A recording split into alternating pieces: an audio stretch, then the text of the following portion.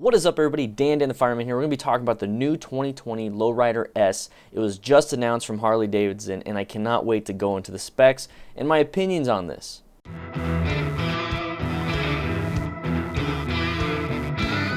Now, if you're new to this channel, what we normally do here is we talk about motorcycle accidents, how to prevent them, and how to increase confidence in the motorcycle rider. So if that's stuff that you like, make sure you hit that subscribe button, hit that notification bell button, that way you're notified every single time I post a video. All right, so let's jump right into it. First and foremost, what I'm looking at right here is the comparison. It's a 2017 Dyna Lowrider S, and we have a 2020 Softail Lowrider S. Now, if you notice, there's the Dyna versus Softail. Remember, Dyna's died out back in 2018. Now we have a bunch of new bikes. It's the whole new Softail line. They pretty much merged all the Dynas and Softails together with new improved technology, and I'm excited to look at this. Now, like I said, there's going to be slight differences between this. So one thing I noticed with the new Softails, they look a lot different than the older Dyna versions. And what I can tell from this, it looks a lot like the 2017 Dyna Lowrider S. Everybody loved the Dyna Lowrider S. So I'm really excited and happy that they actually went and got a lot of the same styling, a lot of the same things, but with the newer tech like the Milwaukee-Eight, and you have that monoshock underneath the bike. That is one thing you are going to notice right off the bat if you've ever looked at a Dyna, is that you notice that there's no shocks on the sides. It's going to be that monoshock underneath the bike. It's going to be a better suspension. It's going to be a better engine.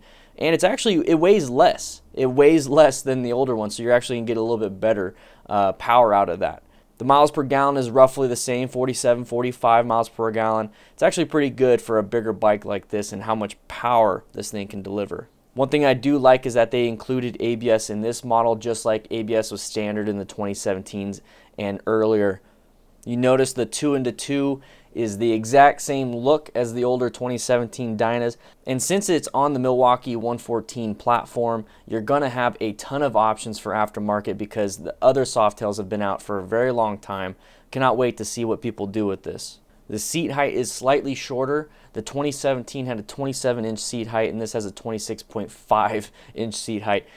It's a little bit shorter, but it's still actually relatively low for even like a shorter rider like myself. I bet you I can sit on this bike and flat foot it, and it'd be perfect. I'm 5'6" with a 30-inch inseam, if you're wondering what that is. Definitely a lot lower than my FTR 1200. Fuel capacity has been increased just slightly. The 4.7-gallon tank on the 2017 Dyna Lowrider S is now a 5-gallon tank on the 2020 Lowrider S. So you're going to have a slightly larger tank, but I think it's actually going to look really good on this bike. It's actually going to have a better lean angle. So on the 2017 Dynas, it was roughly a 30-degree lean angle left and right. You know, slightly different because of the exhaust.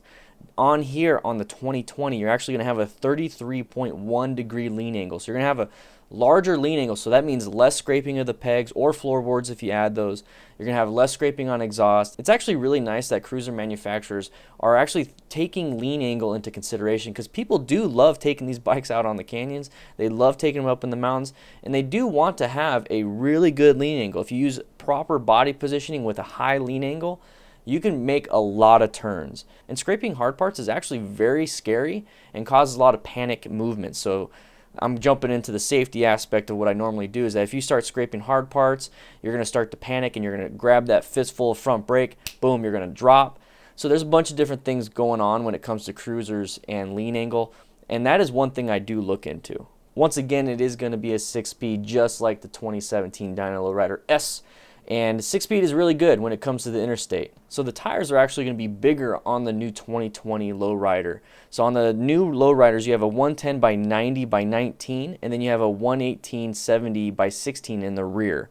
That is different from the 190 by 19 in the front on the 2017, and the 160 by 70 by 17 on the 2017. So the front wheel is going to be a little bit fatter. It's going to be the same diameter, but the rear tire is going to be a lot fatter than the 2017, but the 2017 is a 17-inch diameter. This one's a 16-inch diameter. I'm wondering why they went with that. I'm wondering why they did a 16-inch on the 2020 and not a 17-inch like the 2017, and then they went a little bit fatter. I'm wondering that because, you know, the Fat Boy obviously has a massive rear wheel and front wheel, and they changed everything out about that. So I'm kind of kind of wondering about that. So let me know in the comments below why you think they might have went with a 16-inch rear wheel. Is it a production thing where they could just make a lot of cast wheels in 16? I don't know. It doesn't make sense to me why they did that. I honestly like the look of a massive back tire, like diameter wise. I almost like it to where they're the same diameter as the front. That's my preference, but I want to know what your preference is. So now we're going to talk about the one thing all of us are really thinking about is what is the price? Well, it's going to be $17,999 for Vivid Black in the 2020 Lowrider S, the Softail version. Now you're going to get a 2017 Dyna Lowrider S, brand new back in 2017 for $17,499. I bet you nowadays it's going to be kind of hard to find a 2017 Dyna Lowrider S because those are pretty much collector's items. I have a friend that actually traded in his Dyna Lowrider S and got a better deal than when he paid for it. He actually made money on the deal. So those are a little bit rare. So I know a lot of you guys have been wondering, how can I get a Dyna Lowrider S or whatever it is, but now we have a Softail Lowrider S. So that's actually really cool that Harley did that, so they're bringing that back. But here's another cool thing about this is that you're going to pay a little bit extra for color, okay? So you notice how I said color? On the 2020 Softail Lowrider S, I keep saying that, you can actually get Barracuda Silver. So you actually get a silver Lowrider S instead of just Vivid Black. So 2 color options with this. You're going to pay a little bit extra, plus the freight and California emissions and a bunch of other bullshit. But that's what you get. You get 2 options. It's actually really cool that they're doing that, and it's not just the black. I think silver is a great choice.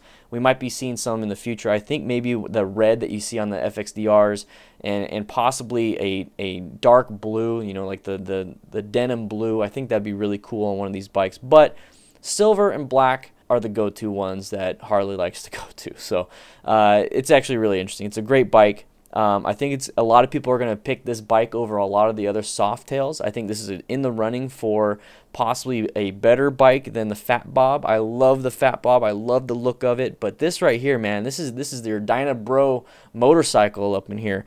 But anyways, I want to know what your guys' thoughts on this because I ride an Indian now, the Indian FTR 1200S, and I'm not looking for a bike right now. So this is only piquing my interest because I'm really liking that companies are actually going for the consumers, and the consumers really wanted a Lowrider S in the new 2020 or 2018 plus Softail range.